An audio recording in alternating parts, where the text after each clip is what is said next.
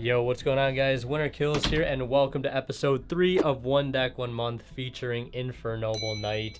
It is currently Friday, which means tomorrow is Saturday, and that means we've got locals. Now, before locals actually kicks off tomorrow, I'm going to be doing something a little unorthodox. I'm actually going to be setting up for a live stream there. I'm going to be live streaming one money match that some of my friends are doing.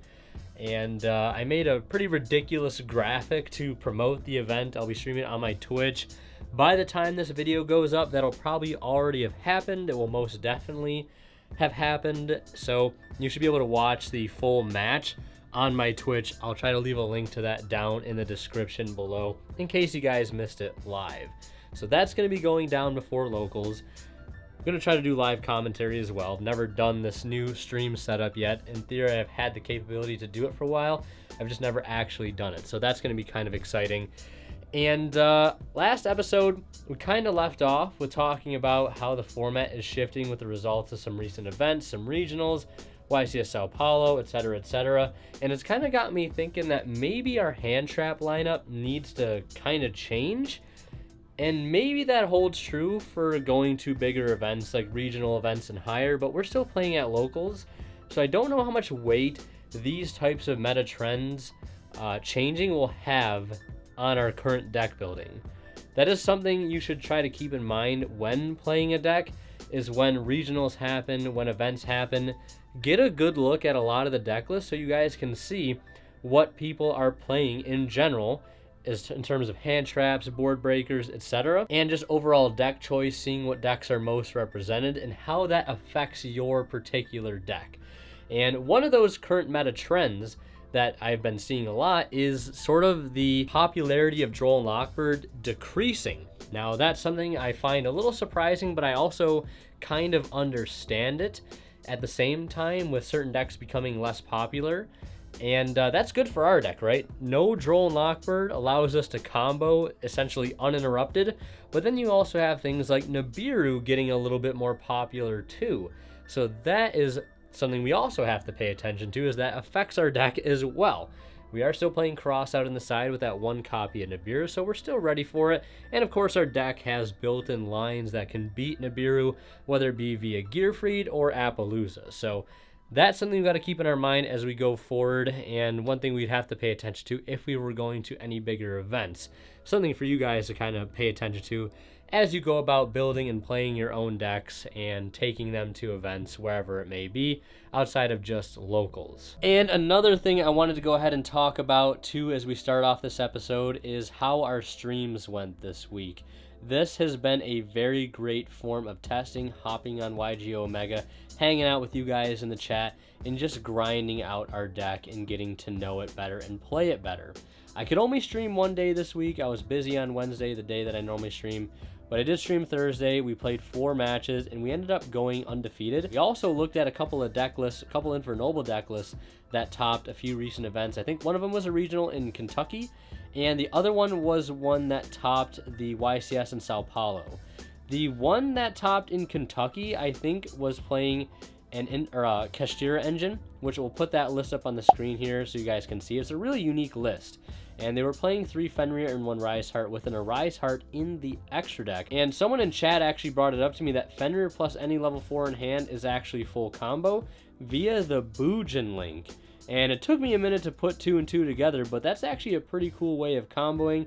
And also, the Kastira cards are just a great engine to have in any deck for going second.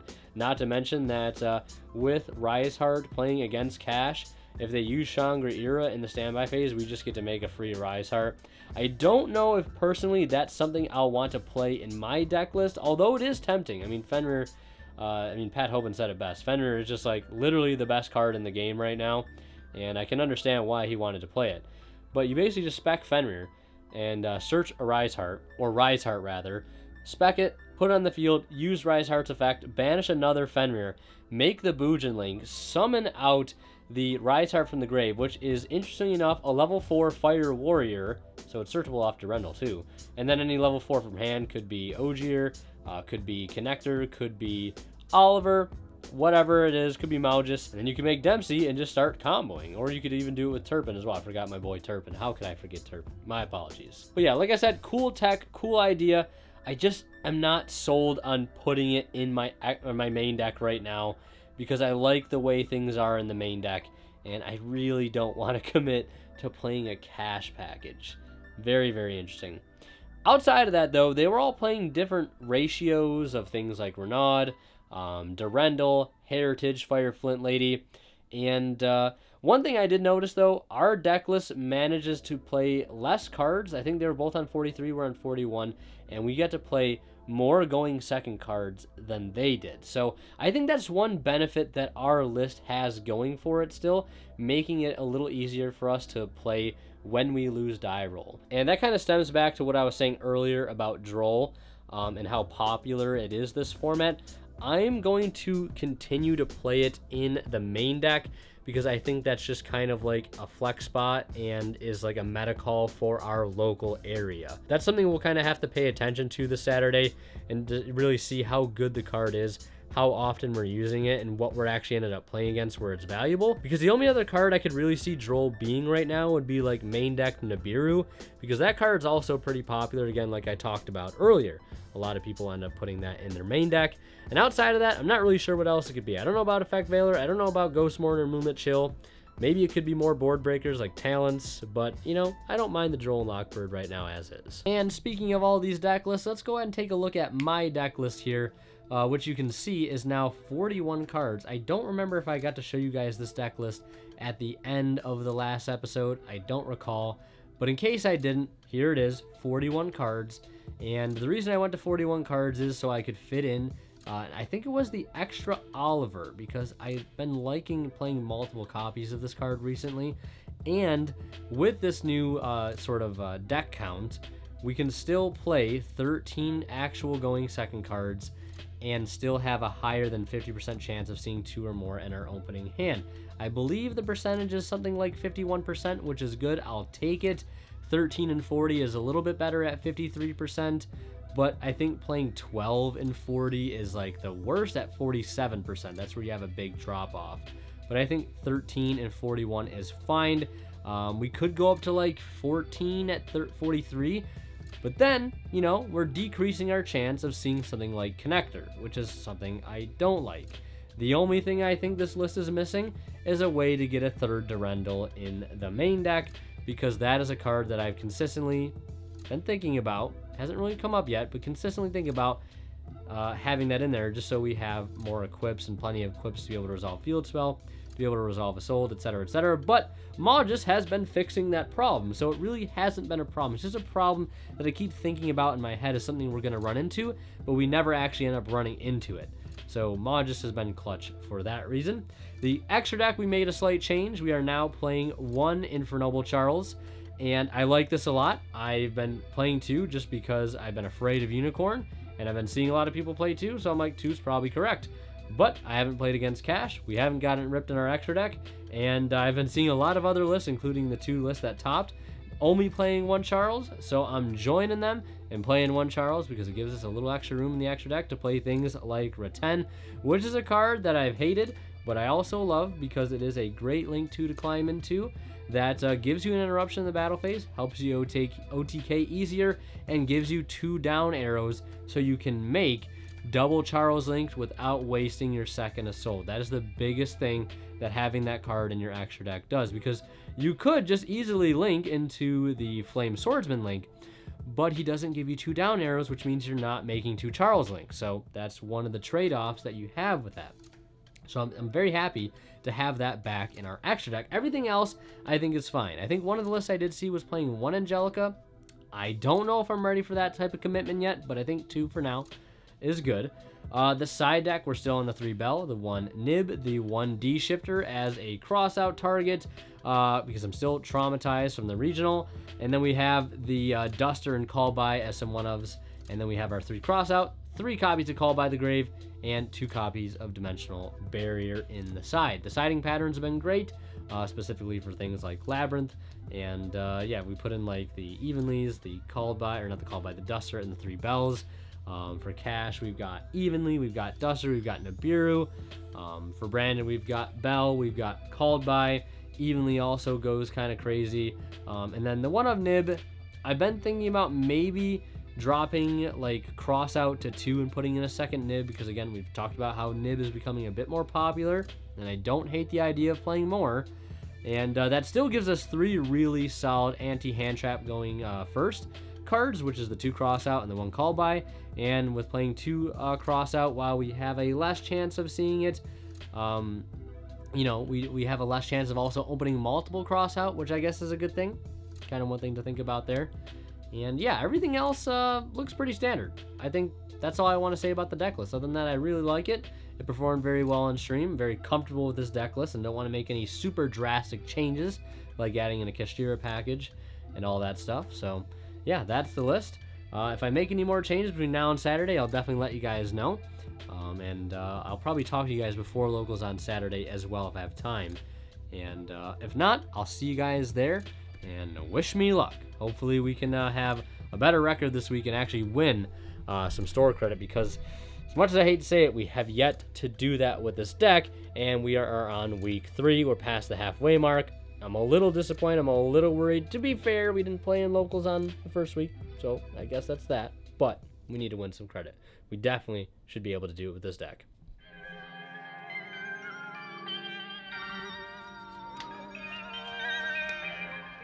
Welcome everybody to Saturday. Locals is in just about 3 hours or so. I told you guys the last time I talked to you that I was going to get there a little early to set up a live stream for a money match. It's going to be live on Twitch. The VOD should already be up on my Twitch channel as well. Like, I mean, just to give you guys an idea, I have to take this huge 100-foot HDMI cable there to set up this stream so I can do live commentary. Otherwise, you know, I can't have the laptop I'm doing commentary at 5 feet from the players. That obviously wouldn't work out pretty well. So I got a lot of extra gear to bring, and that's just one of the pieces. I got to bring a laptop, headset, microphone, all that stuff. So I want to get there a little early. I think they're supposed to start playing at 5, so I like to get there at 4.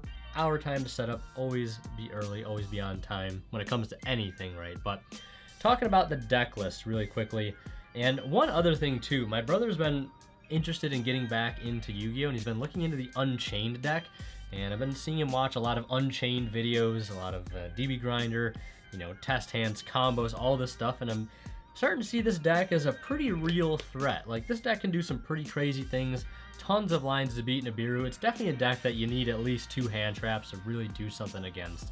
And what those hand traps are, kind of hard to figure out. I mean, I think Ash Imperm are great, stopping Tour Guide, and some other effects. I think Bell is also great for some of the effects. I forget a lot of their names because some of them sound very similar. So if we play against Unchained tonight, we should have a pretty decent idea of where to use some of our hand traps. And the deck list is still the same as it was the last time I talked to you guys, which was just last night. So don't need to spend too much time going over it. The only thing I got to do is put this copy of Raten, the Heavenly General, in the extra deck, because I haven't actually put the physical copy in there. So I want to do that first before I head out the door. And yeah, quick update, really short, really simple. Wanted to get the deck built, get all the gear ready, and I'll update you guys when I get there, when the stream is hopefully all set up and everything is running perfectly with no technical difficulties. I'm sure we'll have no technical difficulties whatsoever.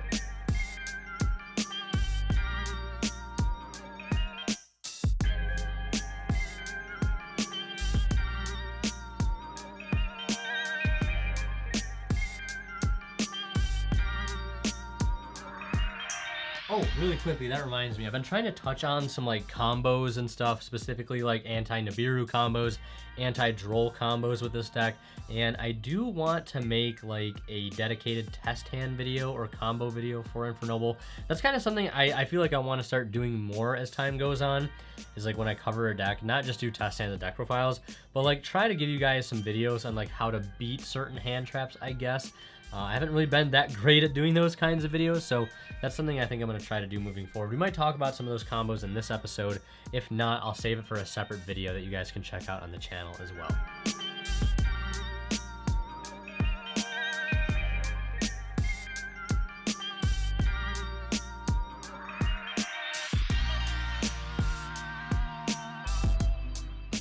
How you guys doing?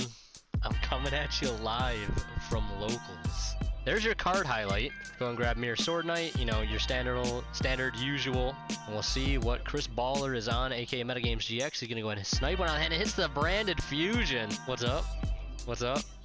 Shout out to DB Lurker right here. And I wonder what Sanctifier is gonna attempt a special summon here. Could it be the Gimmick Puppet Nightmare? Scrub, check the match off. This is like doing my normal commentary, but since this is live, I can't. If I fuck up, it's just out there.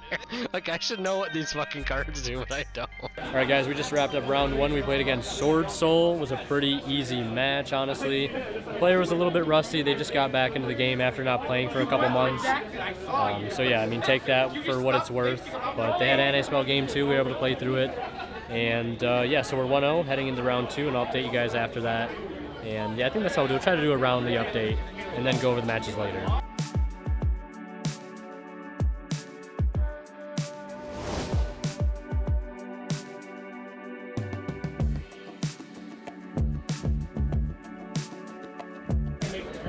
All right, so we just wrapped up our round three match. We just played against Colin, aka C Goody, on the Cashier deck. And we went to game three, and a pretty funny thing happened where I got shiftered. I drew cross out, but I also drew my one-of shifter, so needless to say, we lost on the spot. Pretty good matchup, though. And then last round, in round two, we played against Pearly, against my friend Kevin. That one went down to the wire, and we ended up winning in time. That was a really, really good match. I'm excited to go over that one later. So we are 2-1, and one more round to go, and I'll update you guys afterwards, like usual.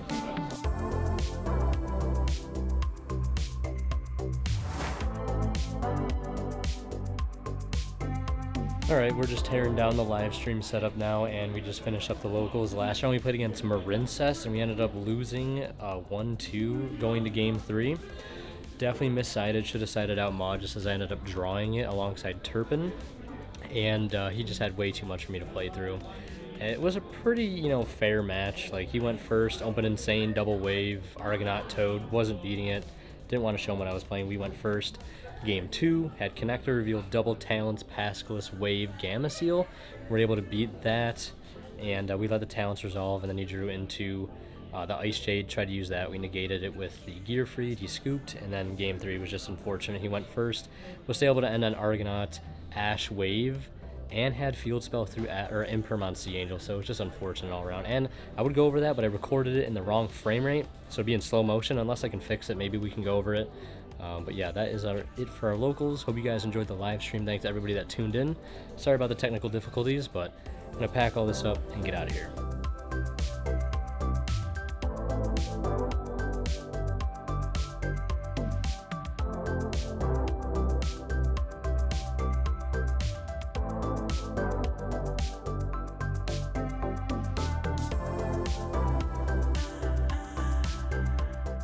Everybody, welcome to week 3 match review. We are gonna take a look at rounds 2 and 4 this time around, and there is the die roll result. We end up losing die roll, which is exactly not what I wanted to see going against Pearly. It's kind of a death sentence if you lose die roll, especially if you don't open up proper non-engine.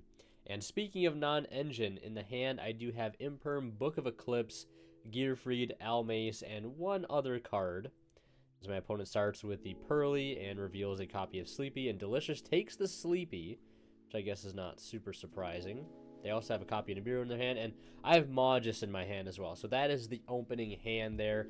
If we were going first, we'd be completely playable with the hand that we have, although it wouldn't be like the best hand. I mean, we could probably play through a hand trap or two depending on where those hand traps are used this hand, but it is nice to see that we do see our 2 going second cards, which is what I was talking about earlier in the episode, the absolute importance of seeing 2 or more going second cards. We see Impermanent Eclipse, which is bar none so incredibly important, especially for a deck that may have a hard time going into boards on its own.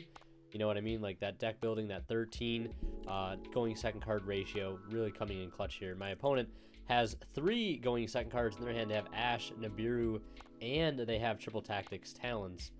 So they are definitely strapped as well. And they end up deciding to discard the Nibiru off the Happy Memory. And they're explaining to me what the other effect, like the first effect of that is. They summon out the Per Lily, and I, without hesitation, throw down the Imperm.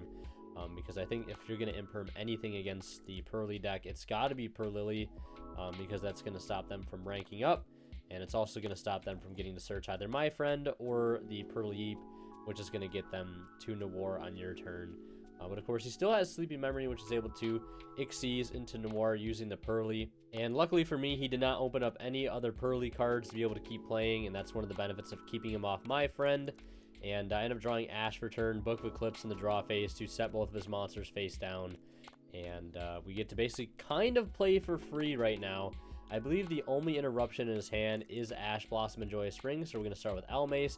Elmace will tag out into Durendal, and they actually decide to Ash the Durendal, and having that Gearfried in hand, that three one-ofs in our opening hand. Gearfried coming in clutch, not only as a boss monster right now, but as an extender. And I do decide to quickly go into the battle phase first, because I want to make sure that I can make, so he does not draw any cards during the end phase, because if I am for some reason interrupted later on with this fragile hand, and he has like another Nibiru, right? I wanted to make sure, again, like he would lose his monsters, not get any draws, and just kind of sit on that, right? And I decided to actually not continue to extend, although we definitely had more plays to make. I felt pretty confident ending on just Gearfried plus Ash in hand, knowing that we'd be able to beat probably whatever 2 cards he'd have in hand. And he draws a Pearly for turn. He normal summons that, activates effect, frame 1 negate, and destroy with Gearfried. And the last card in his hand is Talents, which of course he does have to draw 2 with, and I do quickly Ash that. And that is a wrap on game 1. Relatively simple, straightforward. Let's take a look at game 2 now. Alright, so here we are in game 2. My opening hand is, it's a hand, right? This is one important thing, though, about this hand specifically. And it's that one card that we've drawn is a card that I should have sided out. And that card is Magus. I've definitely now, post One Deck One Month, post week 4, have gotten completely into the habit of siding that card out every time I'm going second, because nothing feels worse than drawing it, especially going into a deck like Pearly. So my opening hand is Connector, Magus, Durendal, Divine Sword, and Renaud. A lot of engine. And I sided out that Magus. That would have been a side deck card, and that could have been the difference between my opponent full comboing and not, thus giving us a better chance at going into the board. So let's see how this all plays out. My opponent opened up pretty decent, it looks like. Pot of Prosperity, Fenrir, Per Lily, Happy, and my friend, if I didn't already say that. So I believe he's going to start by special summoning Fenrir, right? Because you have to order operations. You don't want to just normal summon your Per Lily first. Summoning in defense. And then they are going to go ahead and normal summon the Per Lily, I believe. And the Per Lily is going to go ahead and search them out a copy of the field spell. And if my opponent seems like they're taking a long time, it's because this was their, I think, first or second time playing Pearly, at least at locals. So they were trying to, you know, work through some of the lines on the fly. And they end up searching out the field spell there off the Per Lily. And then they fire off the My Friend. Obviously, I have no hand traps, so I have nothing to, you know, respond with there. And they're also going to take a quick ruling question on the side there. So we'll cut back after that. So yeah, just a simple Sprite Smashers ruling. Nothing too crazy. So continuing to resolve the My Friend, they reveal 3 copies of Sleepy. You know, just showing, you know, 1 just to save some time. Then Fenrir is going to go ahead and search. Once they are certain they are free from Joel and Lockbird, they're going to play the field spell, get that targeting protection, activate Sleepy, and then they are going to go ahead and discard here, discarding that extra copy of Fenrir. Again, free discard fodder, and special summoning out the Pearly, and they'll use Pearly effect here. And at this point, I'm thinking, all right, great, I'm definitely getting Noired. Like, there is no world where my opponent, through no interruptions, with the opening that he's had, does not get to a Noir, at least on his turn, or to a Noir at some point on my turn with the trap. And if I don't draw a book, it is pretty much going to be a wrap, because we need a book to be able to beat the Noir from coming down. And he's going to go ahead and activate Happy Memory, and then chain the effect of Noir. They're going to go ahead and set Yeep directly from the deck. And yeah, so now I'm like, okay, yep, it's real, it's happening. We're going to get Noired. and it's not going to be too great. He's also going to use the rank up effect of Pearly to go into Beauty, and then follow it off with a cherry on top with a nice little Prosperity for 6. And one thing I think he did here too, that he said was ended up being a mistake later on, was banishing his second copy of Little Noir off of that Prosperity. And he's going to go ahead and look at the 6 cards there. Ends up taking the extra My Friend for a decent bit of follow-up. End phase rolls around and attaches another Sleepy Memory to the Noir and passes turn. And I draw a copy of Museum as the 6th card. So more engine, nothing but engine to try to get through this field. And my opponent is going to get the draws during the standby phase. I think he drew into Ash Blossom and a couple other cards. Well, we know he has the My Friend in hand. So at least we know he's drawn into 1 interruption. So I start by normal summoning Connector just to see if that'll force anything out. It does force out an Ash Blossom. So, you know, that pretty much trades with one of the sleepy draws, right? He drew Solemn Judgment was the other draw there. Not surprising to see that in the deck here, especially since he knew he was going to go first. That can stop Book of Moon, Book of Eclipse, etc., etc. And Museum comes down. Museum resolves. And that gets me Durendal. And I go Durendal here to equip to one of his monsters, just to try to play around something that might, like, remove one of my monsters, I guess. I don't really have to necessarily... I mean, in my head I'm thinking, like, oh, that plays around Book of Moon, which it does, but we know the only set is Zeep right now, so it's not super crazy. So I just go ahead and grab Oliver here, and then I go Oliver effect, discard Magus, because I'm trying to go into Angelica first here, if at all possible, before I commit into Isolde, as I think that's like a much better way to go about, you know, trying to play into a board. We go Magus to equip, and then we bring up with the field spell here, and to see if I can try to get into like an Xyz play, or if I can get into an Isolde. So we do go into the Battling Boxer Dempsey, and we still have to worry about forcing out that Beauty, which he does decide to use here on the Dempsey. And I'm thinking, you know what? I probably should chain the effect of Dempsey here to make it so he can't target Battling Boxer monsters. Of course, Beauty has already targeted it, so it'll still get negated. But I had to double check because Dempsey actually doesn't detach for cost. It detaches for effect.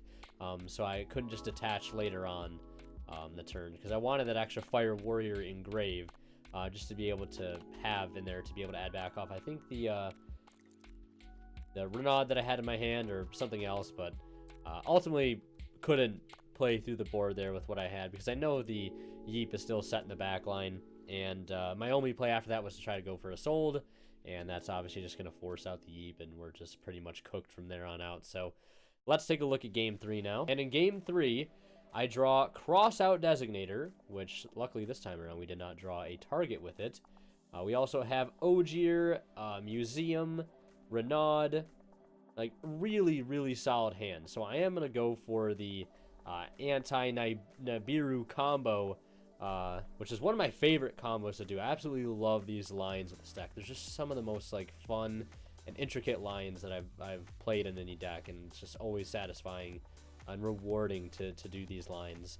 So we special summon the Renaud, we add back the Gearfried, we get our field spell, we activate field spell, and let's see if I actually do this right, because at this point in One Deck One Month, I wasn't super confident with these lines as much as I am now watching this over, and I want to see if I mess this up, because it can be pretty easy to mess this line up.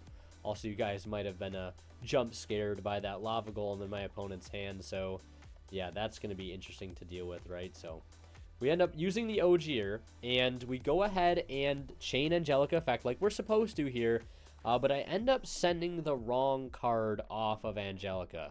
Now, if you have access to Durendal with this particular line, which in most cases you're going to, because you'll have the field spell, right? You'll have Museum if your Angelica is resolving, and you're supposed to use the Durendal, well, the All Mace that you add off of the field spell, to then get Durendal, which gets you the Turpin, and then your Angelica is sending you Oliver or Magus, one of those two, because you need them engraved people to equip to something. So I've already made 2 mistakes, and I think I'm going to make the second mistake right now, which is adding Durendal, or Joyous I'm adding, I guess, because I already have Durendal in hand, or no, I've already hard opened All Mace, yeah, that's what it is. So I've got this part right. If I didn't open up the All Mace, I should search it off the field spell. That's what you should always do. And then your Durendal is searching you the Turpin. So having the extra spell in my hand makes it so that I don't get punished by making the mistakes that I did. Because, again, I have the extra equipped to keep Gearfried live, so that's what the Joyous is there for. And then I can summon the Turpin out of grave, which you should be summoning out of hand because it prevents it from getting banished. Then we use Roll in there to equip to Charles. We link into Charlemagne and use his effect. And I also have the other field spell, too. So, like, the mistakes that I'm making are not getting super punished here as much as they could. And now I think I'm debating on whether or not I go into a second Charles link or if I go into Baron. But I might also be able to make all three with this hand here. So we go ahead and special summon the Oliver that we added, then synchro into Baron. And then we use the Oliver effect to equip to the Baron. And then we use Joyous here to add back Renaud. And I think that's actually all we end on right there. Set the cross out, and we just pass turn on that. And the Angelica comes back, and we resolve the end phase effect of Charlemagne as well. Equipping Magus. Magus on equip is going to get trigger the Charles effect.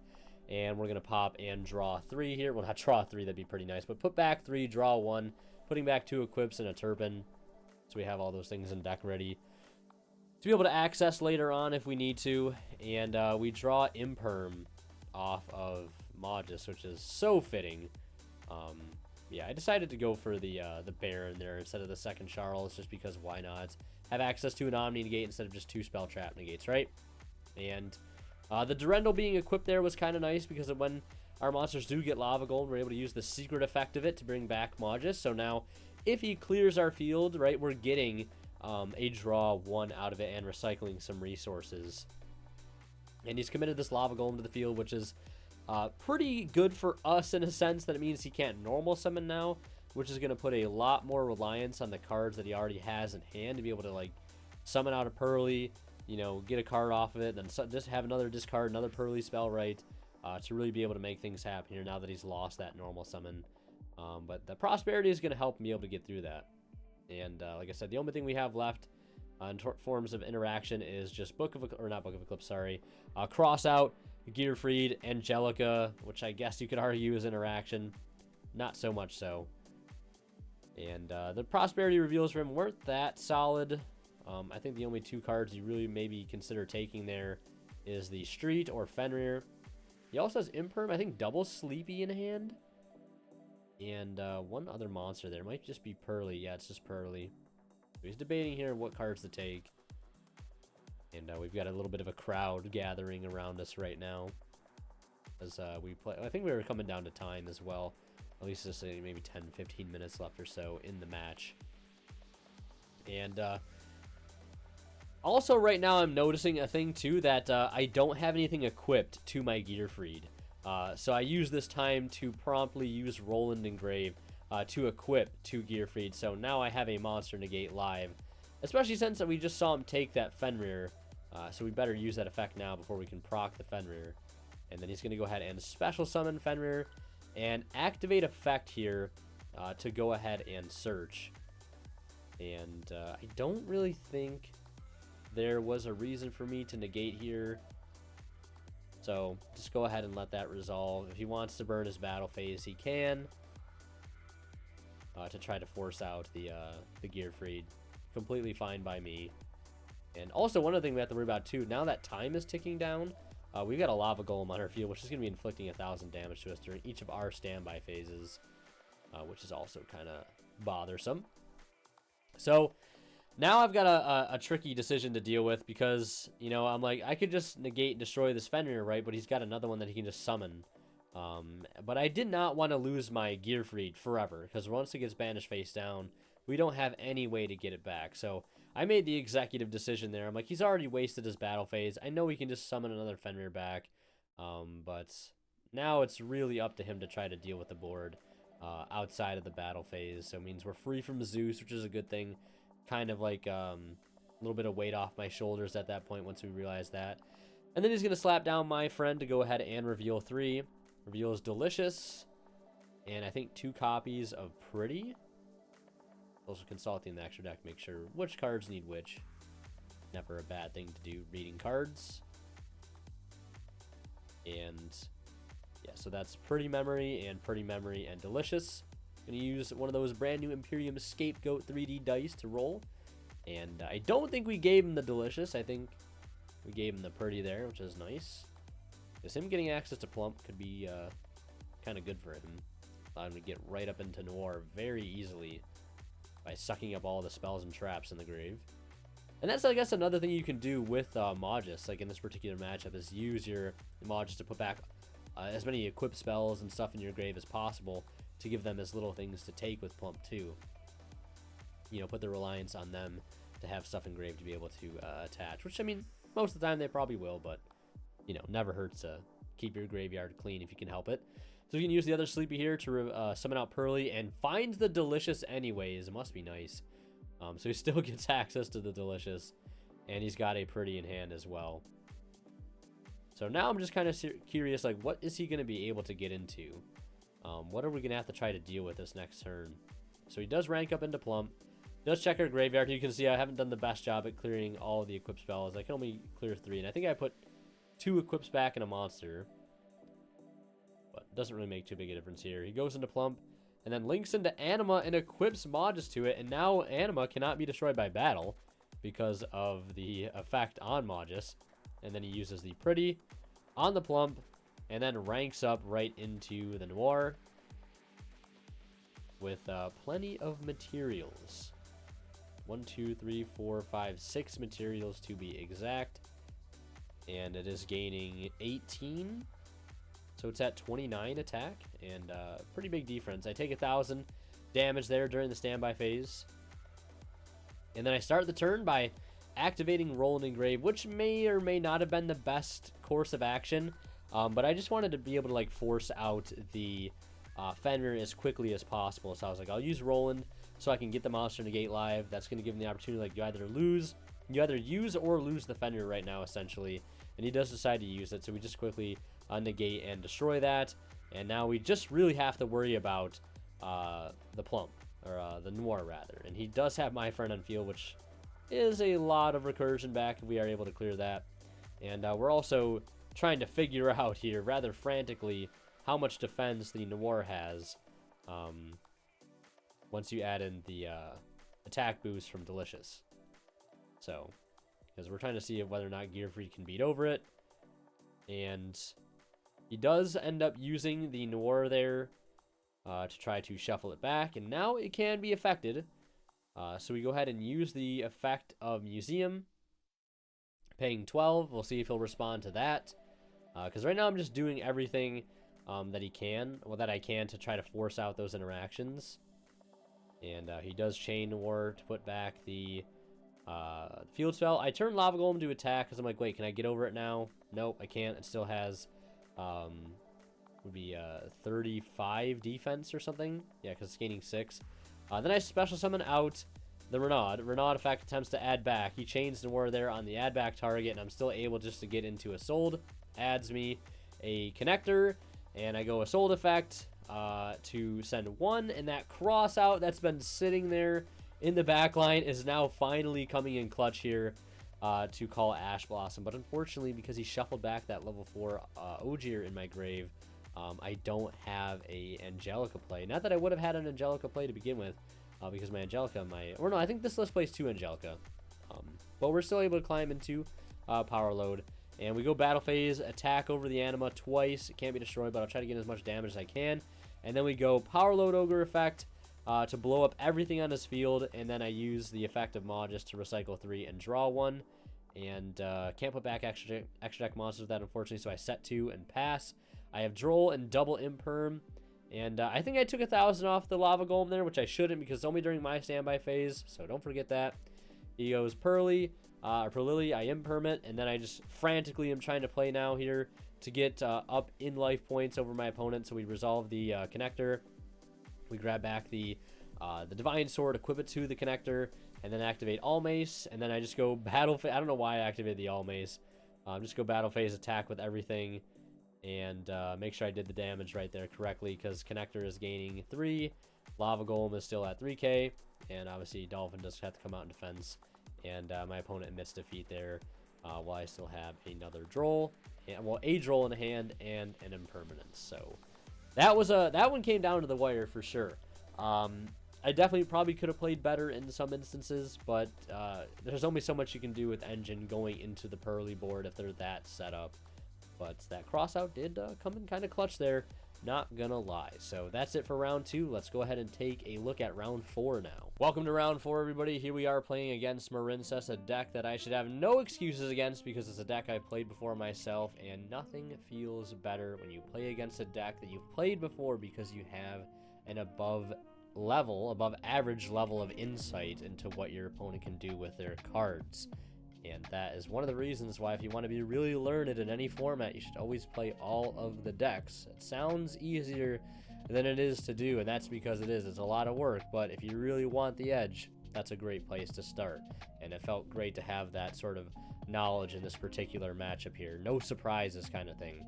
So my opponent does start with the Shithana, which kind of threw me off a little bit. I was like, Shithana, what is he playing? Sword Soul? But no, he had the normal summon a Seahorse, so I was like, okay, this makes a lot of sense. And I believe the only non-engine in my hand was the Book of Moon and Book of Eclipse, so I'm going to double book against the Link deck. Not a super great feeling. Also, I'm going to Flint Lady, Joyous Renault, some of the other cards there in the hand. So we don't have the greatest hand. We did still draw, I believe, that 2 going second card quota, which we want to be at. It's just sort of like the wrong going second cards that we want to have against this deck.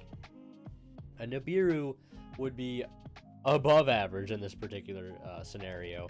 Impermanence would have also been pretty good. But Imperm is only good against this deck if they open up really, really bad. And my man opened up a lot of extenders. And he's also able to find a wave off of Blue Tang and then search another copy of wave off of Coral Triangle. So when I saw that, I was like, okay, great. He's playing more than one wave, which I personally don't agree with so much. Playing Marincess, I think it's a bit win more, but it's obviously paying off for him here. And I top deck Ash Blossom as the 6th card. So that was really good. And, you know, looking at my hand here, I was like, I could try to play this out, but I know he's got Double Wave, Toad, and Argonaut, so I don't even bother. And I was like, watching this, I was like, please tell me I don't even bother, because there's just no point. Spell Trap negate, Omni negate, Double Wave, which can make his Toad and his Argonaut unaffected.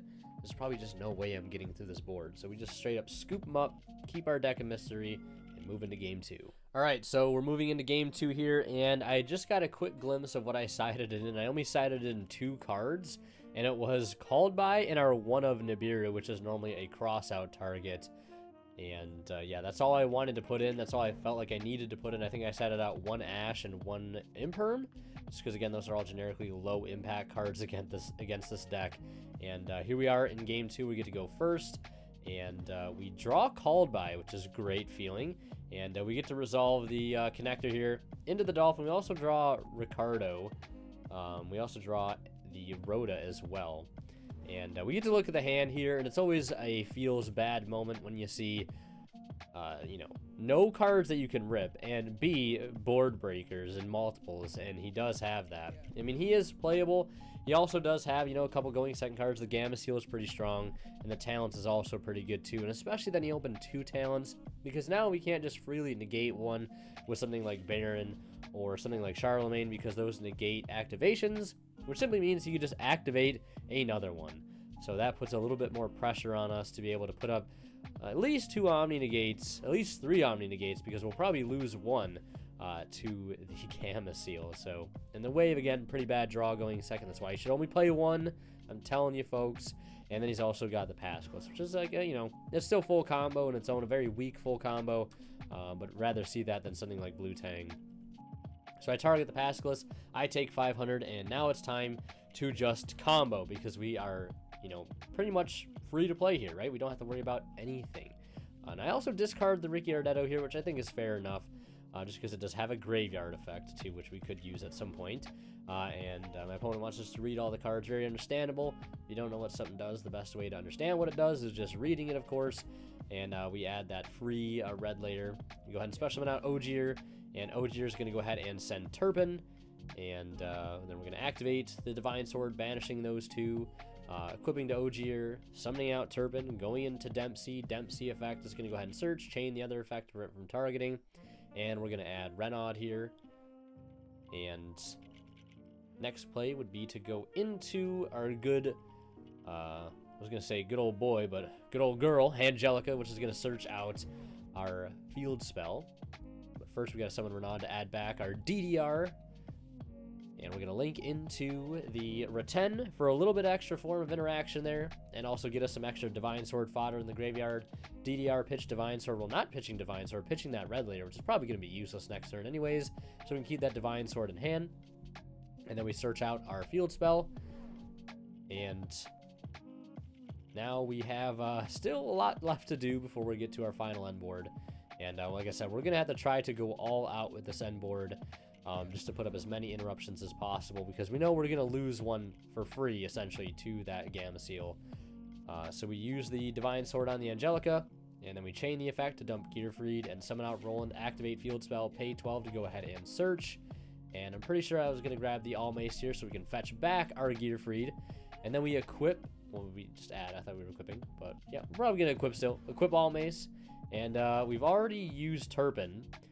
So we go ahead to equip Ogier here, and then use the field spell to special summon it, and then synchro into Charles, activating All Mace to go ahead and add back the Gearfried here. And then we can use Divine Sword again, banishing a Sold and red layer to add that back, and then equipping the, so we could equip the sword there, and we're activating the field spell. Doesn't make too big of a difference. We have so many cards to work with. And then we're going to equip, and then link into Charlemagne effect to equip the Charles. And we've already used the first effect of our second field spell, which means we can bring up this Charles to link again if we want to. And I'm also curious to see if we get a Baron on field as well. So we bring up the Charles, and then we use Gearfried effect, banishing Durendal. And we have Rhoda in hand as well, too, which we have not used yet. So that, as you might have been able to guess, is going to get us our Roland. So we can complete a level 10 synchro. And so we're going to activate that Roland, discarding the Durendal and synchroing into Baron. So we have Baron, Charlemagne, and Gearfried, and Reten, plus Roland pop. So that's 5 forms of interaction against our opponent, which is good enough. I mean, like I said, we're going to lose one still to the Gamma Seal. And I decided to equip Oliver to the Baron to make it so it cannot be targeted.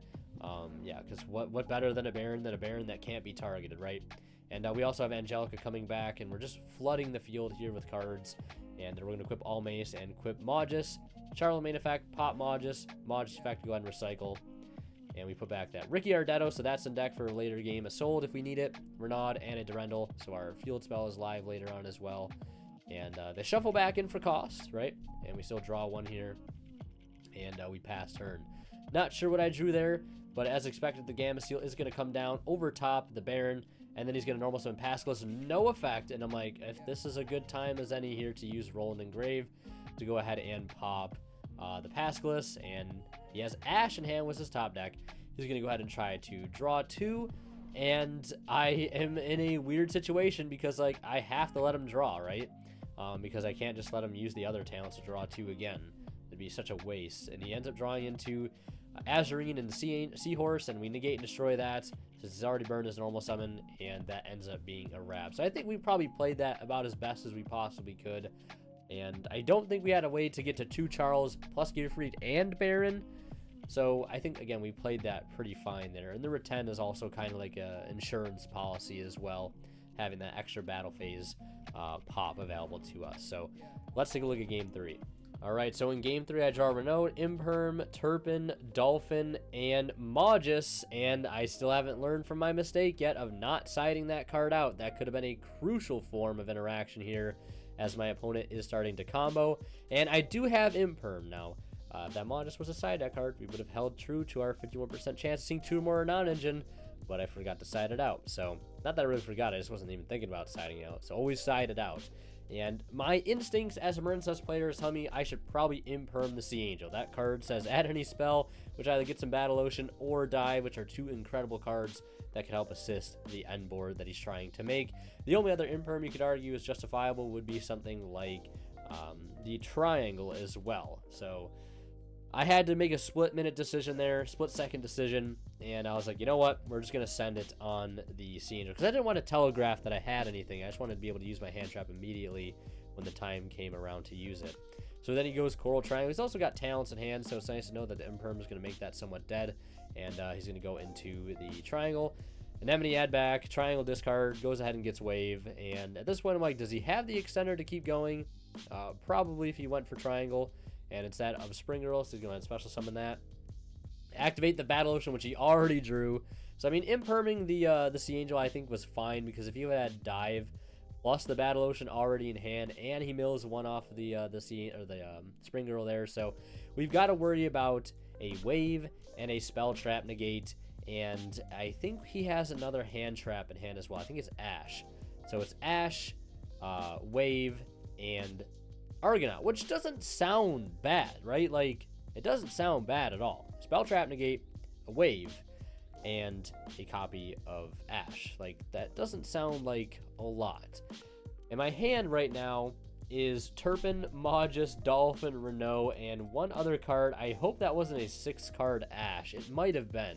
It is a 6-card Ash, so that card was just really not being great to me. So I do have to normal summon out the Magus, and I literally have two plays here. It's either Synchro for Angelica or make a soul. There really is no other thing to do here. So I think I just go for Angelica, because I'm like, this kind of checks Wave, right? Because if he goes to use Wave, I can just chain Angelica effect and we can keep playing, right? But the Ash Blossom in his hand will make life a little bit more difficult. But he actually decides to let that go through, because I think ashing that maybe wouldn't have been so bad, but also ashing the secondary effect is good.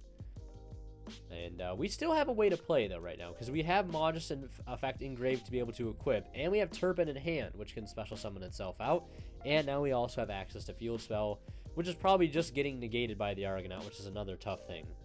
So we go ahead and activate that, and I'm debating right now, what do I want to do, because, like, even if he doesn't have the Ash, right, how do I make a play here that doesn't just outright lose to that Wave on something like a Sold or the secondary effect of Angelica? So I go ahead and use Magus here, and then I chain effect, and that's going to obviously attempt to tag out and send and summon a Roland, and he chains Ash there, which is like fair enough. I also should have equipped Magus still here. This was a big misplay here, because I'm so used to the equips just falling off of Angelica to begin with, that I just never equipped the Magus. So the Magus should still 100% be equipped to the Angelica right now, which would be important, obviously, because we'd have Turpin in hand. And then my opponent is going to respond to the Museum by negating it with the Argonaut. So right now, we still know my opponent has Wave plus an unknown. We know it's Talents here, obviously. So had I remembered to properly equip the Magus to the Angelica there, we could special summon Turpin. And from there, our only play would really be to make a Sold, which then gets waived. And I really don't know what else we're supposed to do from that point. Yeah, I really don't know what else to do. We have Ash in hand, and we have Dolphin, and the other card in my hand is Turpin. Yeah, it's Ash, Dolphin, Turpin. So we just have to unfortunately pass there, and my opponent already has so much gas going into this next turn. He starts by using the effect of Coral Anemone and brings back the Seahorse. And now he's going to go ahead and attempt to use the effect of Argonaut to bounce both Seahorse and Angelica, which I can then try to chain Angelica. And then he fires off that Wave. And I'm like, yeah, this is probably just a wrap right here, because he can definitely put on enough damage for a game. Ash on the Sea Angel. And then he goes Talents to look at the hand to make things even worse. And he's also got Sleepy Maiden in hand as well, too, which is a good extender to have here at this point for him. So that was a little unfortunate. I don't think, even if I remember to equip that mod there was anything that we could have done to play through everything that he had. That extra ash on top, I think, was just a little too much for the subpar hand that we opened going into that field. The Imperm, I think, was well timed. Maybe, who knows, Imperming the triangle could have been better, but that would allow him to get Dive plus Battle Ocean, which gets him Blue Tang, which gets him so far ahead, gets him like a body on field, another extender engrave, and the chance to reveal Wave anyways off of Blue Tang effect. So, and yeah, that's pretty much going to wrap it up for our match review segment here in week 3. Let's go ahead and wrap up this week 3 episode of One Deck One Month. First, let's talk about one of the most important things, the progress of our current fundraiser for the Wild Bird Fund. And I gotta say, as I'm recording this, I am blown away with the progress that we've made on this fundraiser so far. We've more than crushed our original goal of $500, which means we'll be doing giveaways. I will be revisiting Mermail at locals again, and you guys, importantly, will get to decide as a community what the next deck we play on this series will be. So that is pretty exciting. But we've also broken our goal by so much. We are at currently $634 raised by the time I'm recording this, and we still have like another week and a half to go for fundraising. So I'm thinking about adding some stretch goals to our fundraising. And the first stretch goal would be at $700, and if we hit that, which I think we definitely can, I will play DDD again for 1 locals. I know that was the second most popular deck that you guys voted for on that poll, so we will include that once we hit $700. If we hit $800, I will do a revival episode of the Winter Chills podcast, which we haven't done in quite some time. I know a lot of you guys really like that, and I will gladly bring it back for 1 episode if we hit $800 raised for the Wild Bird Fund.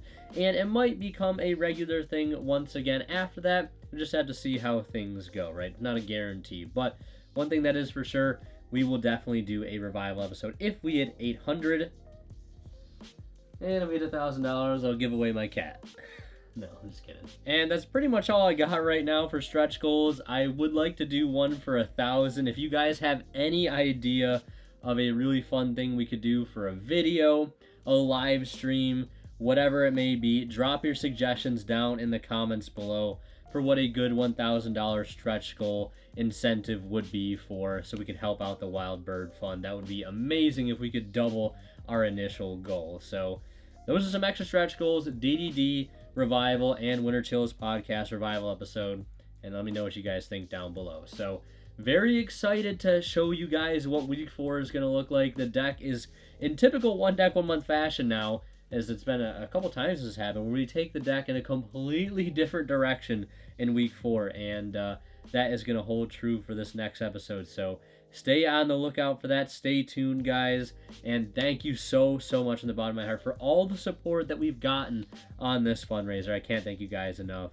And a big thank you to everybody that has showed up and donated. I still have my share to donate at the end of this as well, so don't forget that also. And yeah, all that being said, thank you guys so much for watching. As always, Winter Kills signing out. We'll see you guys in episode 4. And last but not least, a big thank you goes to our current Divine level channel members, to our Misfit, HH Cyber, Cadillacs, Pony Stark, and Green. Thank you guys so much, like always, for your very kind and extremely generous support of the channel.